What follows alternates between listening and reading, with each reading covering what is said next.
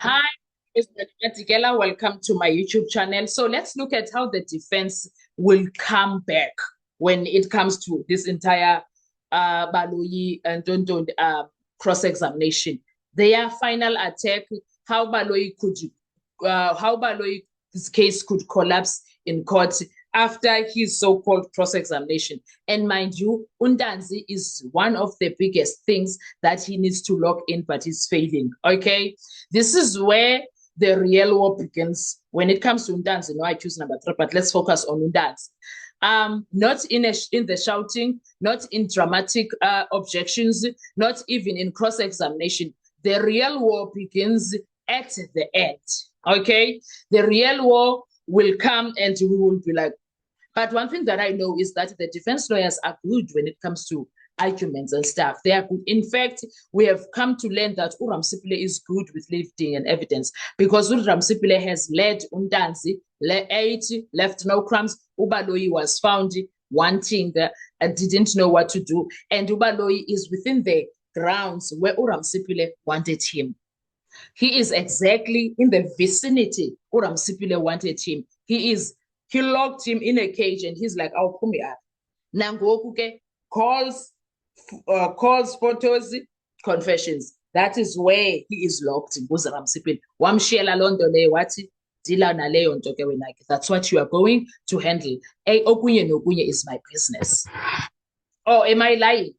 Am I lying when I feel that way? Uram Sipile was like, this is mine. And when you are going to focus on these 3, this for the confessions, the photos, the call logs, what else?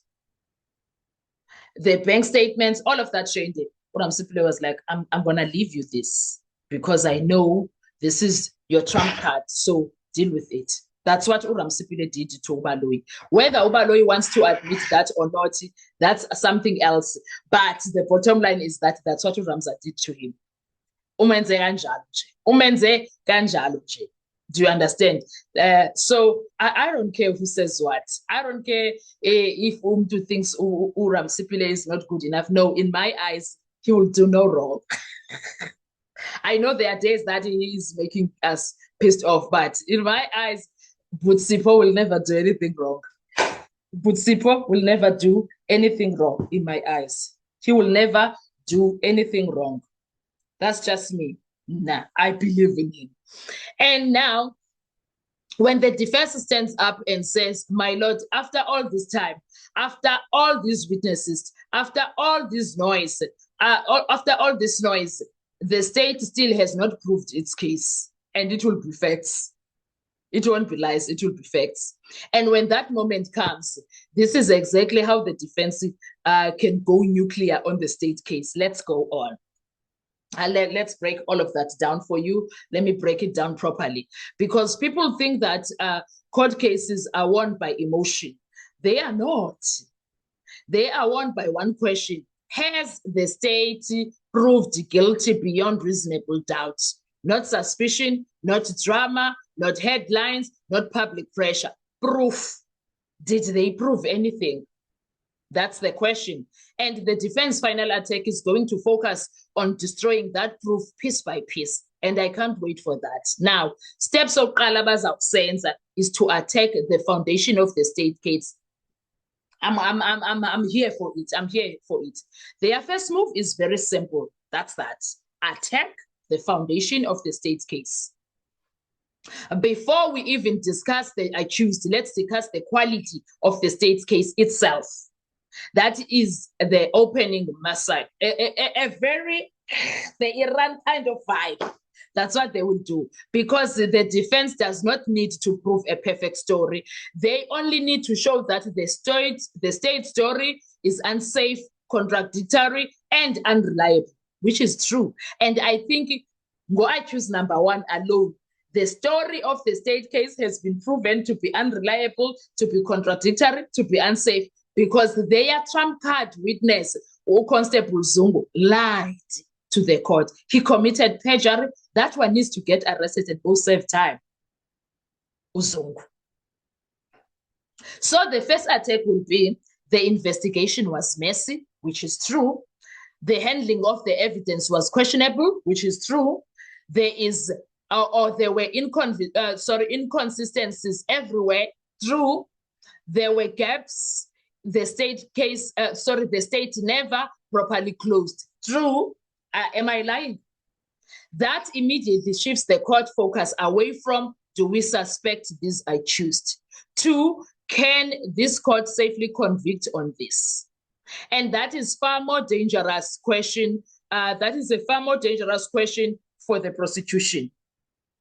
Steps of color is. Steps is mean. Second step, expose the state's reliance on weak or contaminated evidence. Let's go. Next, the defense goes after the evidence itself. This is where they say what the state brought was not clean, direct, reliable proof. It was patched together. Did they lie? It was Joseph, many coats of many tontons, the coat of many colors.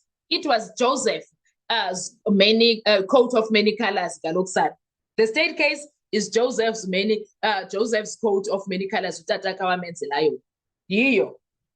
State case. This is where they attack missing records. Do you see lies there? No.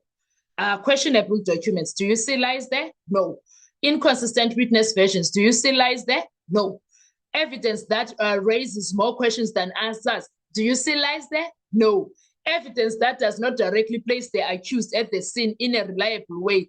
Lies? No. Now, tell me,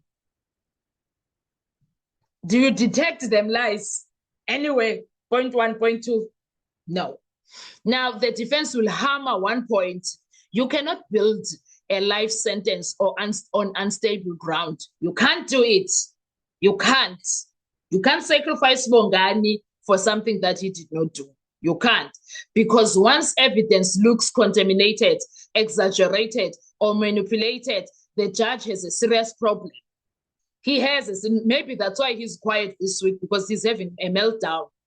Not a political problem, a legal problem. That's where Judge Ratta is having a meltdown, and that meltdown is eating him up alive in that courtroom because ula manje, kumbi. Step number 3 that the defense is going to come for: destroy the credibility of the key narrative, the narrative your batch. They need to deal with that. Every prosecution has a core story. The defense job is to rip holes through that story until it no longer looks like the truth. Are they not successful? They have been successful. They are not. It's still accused number 2 on the cross-examination. It's still accused number 2 defending himself. But guess what? The defense has done an incredible job. So they will ask, does the state's version show, does the state version flow logically? No. Even right now, Ubaloyi utese south, aphinda athi north, okanye athi south, east, west, north. I don't know. He's busy nje.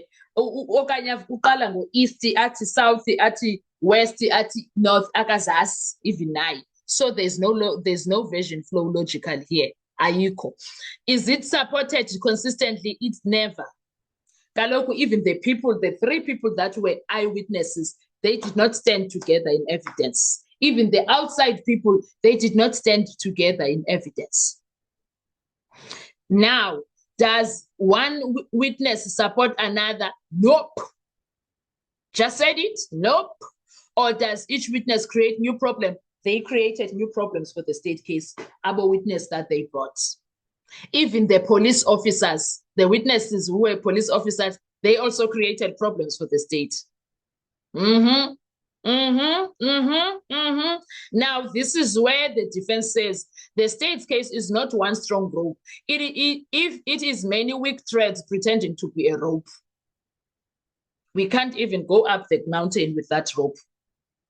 That line of attack is deadly, Kesana, because if a narrative is fractured, then guilty is no longer the only reasonable inference. And once that there is another reasonable inference, that is doubt. So, step number 4, I need to get done. Now, Ubaloyi tried to turn the alibi battle against this Danzi, and he tried that with accused number 1, 2. But let's look at that. Now, I want them, defense is gonna turn that alibi battle against the state. Okay, this is where the defense goes straight to the jugular. They will say the state spent more time trying to make the accused prove innocence than proving guilt themselves. That is the bomb, Gesana, that is waiting. Because if the prosecutor keeps asking questions like, who will verify your version? Who can come confirm where you were? Why didn't you call so and so? The defense will argue that is not proof by the state. That is pressure on the accused to fill gaps in the state case. And that, my dear, is very dangerous. And the law is very clear. The accused does not have to prove the alibi beyond reasonable doubt or beyond doubt. The state must destroy it with reliable evidence. Have they done that? If they fail to destroy it, then it remains reasonable, possible, true. And if it means reasonable, possible, true, the accused must get the benefit of that doubt. Period. That's the legality of it all. Step number 5. Now, show that the state was fishing, not proving. We are talking about this the entire week. This may become one of the strongest final arguments the defense can say. The cross-examination revealed not confidence, but desperation. Didn't we say desperation the entire week now? Didn't we? Why? Because instead of leading the court to solid independent proof, the prosecution appeared to be 1, fishing for contradictions, searching for memory slips, magnifying side issues, focusing on collateral matters, trying to create suspicion where there was no direct proof. That is what they were busy doing. And the defense will say, fishing is not proof. That line can hit very hard in a final argument because a court may tolerate aggressive questioning, but it cannot convict on fishing expectations. That's why now I have so much when it comes to the defense. Oh, I have 10 points that I need to now. That was point number 5, right? Okay, point number 6. Now, separate irrelevant noise from material facts. Now, let's get into this. That's step number 5, 6 that they will do when they are destroying the state. Now comes the cleanup operation. The defense will sort the case into 2 boxes. Box 1, things that sound dramatic but prove nothing. Box 2, facts that actually matter to murder liability. And once they do that, they will argue that much of that was noise, HR issues, side details, timing quibbles, collateral inconsistencies, matters that do not directly prove participation in the murder. Then they will ask the judge the killer question, even if the court rejects part of the accused evidence, where is the positive, reliable state evidence that proves murder beyond reasonable doubt? That is where many cases collapse because exposing lies is not the same as proving guilty. Now, let's go to step number 7. Argue that suspicion, even strong suspicion, is not enough. This is one of the most powerful principles in criminal law. The defense will say, at its very highest, the state has produced suspicion, but suspicion is not proof. And that matters because courts are warned again and again. Suspicion cannot replace evidence. Probability cannot replace proof. Public emotion cannot replace legal certainty. So even if the judge thinks something is off here, that is still not enough. That the only lawful question is, has the state excluded reasonable doubt? If the answer is no, that ends the matter. So Judge Rata is having a problem here. Now, step number 8, rebuild the presumption of innocence. Now the defense returns to the first principles. They remind the court that the accused came into court presumed innocent. That presumption stays unless the state destroys it. The burden never shifts. The standard remains beyond reasonable doubt from start to finish. I know what we think of Jadrata, but it is what it is. This is where the defense tries to make the judge feel the weight of convicting on a weak record. Because once the court remembers how high the standard truly is, the state gaps become much more dangerous. Or step number 9, use the state's own conduct against them. Exactly. This is a nuclear move that the defense will use. The defense makes the prosecution's own strategy and flips it back on them. They say, why was there so much effort to pressure the accused on collateral matters? Why so much emphasis on who will verify this, who will verify that, instead of independent proof? And then comes the devastating inference, because the state knew its own case had holes. That is not just criticism. That is a reframing of the entire trial. Suddenly, what looked like aggressive prosecution starts to look like panic management. And once the judge sees it that way, the state's strength looks very different. And finally, step number 10, let's deliver the final blow, what the defense will do. Then the defense closes with the line that matters most. This court is not asked whether it suspects. This court is asked whether it is sure, not almost sure, not emotionally persuaded, not uncomfortable, sure. And if the court cannot say with confidence that the evidence is reliable, clean, and sufficient, then there is only one lawful result: acquittal. That is the defense end game. Not to win every argument, not to make the accused look perfect, but to leave the court unable to convict safely. So when the people say the defense is just surviving, no.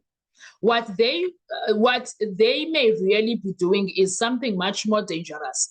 They may be building brick by brick the final argument that the state's case was never strong enough to begin with. And if that final argument lands, then all the noise, all the drama, all the pressure could end in one cruising or crushing conclusion: reasonable doubt. So that is where the defense is going to go, and I'm happy. I'm happy. Now, I want to hear from you. What are your thoughts about this thing that I put together? Drop it in the comment section and let me know. Is the state proven guilty or just creating a noise?